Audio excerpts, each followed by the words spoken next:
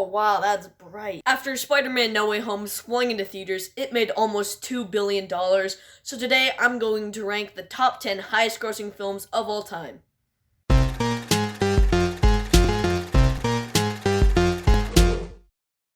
Hello everybody, welcome back to another video. My name is Gabriel and I love to rank movies. If you can relate, consider hitting that subscribe button. And please know that this list is just my opinion, but I would love to see yours down in the comment section. But with that said, let's get started. In last place is Avatar. Why, yes, the highest grossing film on this list, the highest grossing film of all time, is my least favorite out of the top 10. I don't know, I just think everything is kind of generic and not even the visuals are that amazing.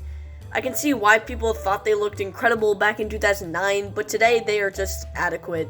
Really, everything besides the design of the Na'vi is forgettable, and I just did not like this movie. I understand how it might be a visual achievement, but in my opinion, it fails on a storytelling level and just hasn't aged well over the years. It's really sad how this was the first film James Cameron made after he made one of my favorite films of all time, Titanic, which we will talk about later. Number 9 is The Lion King. Now, I definitely get why a lot of people hate this film, but it's basically a complete copy of the original masterpiece, so I really enjoy it. I can't really say I like it that much, especially because the singing is sadly pretty bad from some of the cast, and Scar was written and portrayed horribly. The live-action looking animation looked phenomenal, but the characters couldn't emote with their realistic designs. The live-action also lets the action scenes be a lot more exciting, and the climax was really well done here. I really do understand the criticisms, and I do have my problems with this, but I really enjoy it, so I would give it like a 6 out of 10. Number 8 is Furious 7, the best Fast and Furious film. The action was some of the best in the franchise, and this is easily the most enjoyable film in the franchise. I'm going to be honest, this is the only great Fast and Furious film. The action is so unbelievable, but really exciting and great. I really liked the connections to Tokyo Drift, but I wish this was the final film in the franchise because of how amazing the ending was. I probably would have cried while watching it if I didn't hate the other films so much, because I really wasn't that attached to the character of Brian. This will stay my favorite Fast film, even if I like the 10th one. I don't really think it deserved $1.5 billion at the box office, though. Number 7 is The Avengers. There's a reason this film succeeded and Justice League didn't. It's just strange that Joss Whedon directed both of them. This one has well-written characters and a good visual flair. Justice League, on the other hand, doesn't. But Zack Snyder's Justice League is actually a lot better than the Avengers.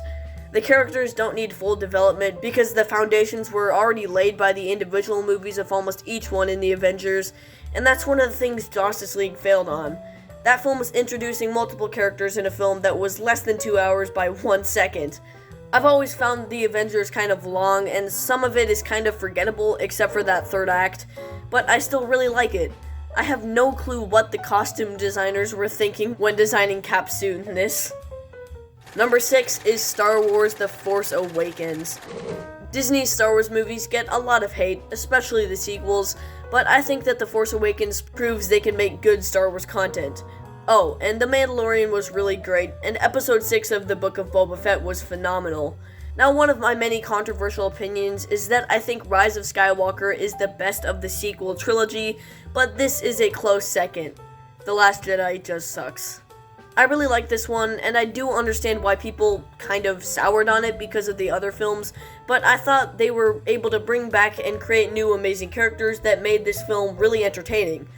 I do think that Daisy Ridley and Adam Driver overacted sometimes, but that's just a tiny nitpick. I do not like it as much as any of the other films in the original trilogy, but it's really good with some amazing moments. Kicking off the top 5 is Jurassic World. Now, obviously, I have some bias towards this film because Jurassic Park is my favorite movie, but I also just had such a fun time watching it. It's really dumb, but it raises the tension since the original, so I just really love it. It's really the only good Jurassic Park sequel, but hopefully Dominion will be one of them. Chris Pratt brings his character to life, and I can't imagine anyone else in the role. This one is much more brutal than the original, but obviously isn't as good. The constant use of CGI doesn't make it feel as natural as the original, but I still love it. Number 4 is Avengers Infinity War. This film began the finale of the Infinity Saga just perfectly. It is written so well, and the way they wrote the meetings of characters like the Guardians and Thor was especially great. Something I love about this movie that's not really talked about much is Captain America's facial hair. It looks really good on him, and I like that Thor and Steve basically switched hairdos. That sounds funny, but I actually really like that. The superb visuals and all of the awesome battle scenes make this an awesome film. The Russo brothers did a great job, and this leads perfectly into... Number 3 is Avengers Endgame. Now, this is the absolute perfect film we could have gotten for the last film in the Infinity Saga. I don't think it's a perfect film at all, but they closed out this story as well as they could. It's an emotional roller coaster full of action, and I couldn't even imagine a better third act. The third act was incredibly satisfying and did fan service right. Even though it's full of CGI, all of it looks great, so I'm not bothered by that. Every single character is great in this, except for Thorbowski, and Endgame is just one of the best MCU films. My runner-up is Spider-Man No Way Home. What an epic movie, to say the least. Just like I said about Endgame, this has great fan service, but this one arguably pulls it off even better. It brings back old characters in a way that is just awesome, and what the third act brought to the table was something I would have never predicted if there weren't hundreds of leaks and rumors before this came out. But actually, even though I basically unofficially got spoiled for this film, it's still a blast with tons of hilarious, exciting, and heartbreaking moments.